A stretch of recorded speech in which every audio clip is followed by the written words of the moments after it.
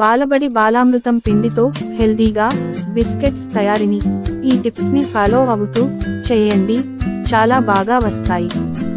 ఈ బాలామృతం పిండిలో షుగర్ ఉంటుంది కాబట్టి కొద్దిగా బెల్లం తీసుకుని కొద్దిపాటి నీటిలో వేసి బెల్లం కరిగే వరకు కాగనీయాలి.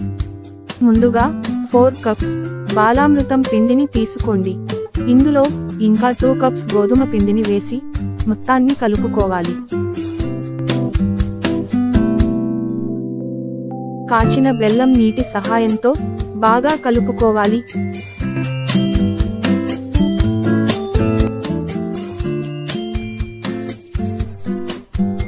ఇక ఇలా ముద్దలా చేసుకుని బాండీలో ఆయిల్ పోసుకుని బాగా కాగనీయాలి.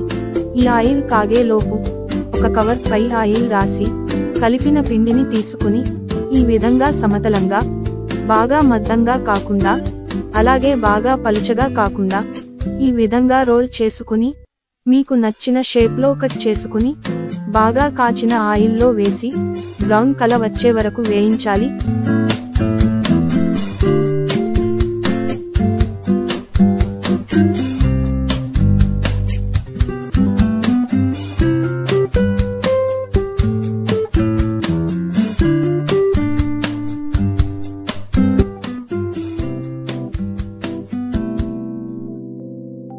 ఇలా వస్తాయి.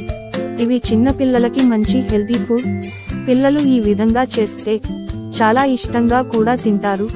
బాలామృతంతో ఈ విధంగా స్నాక్స్ చేస్తే పిల్లలు ఇష్టంగా తింటారు. అలాగే స్వీట్ గా ఈ బిస్కెట్స్ చాలా బాగుంటాయి. Okay friends, bye bye.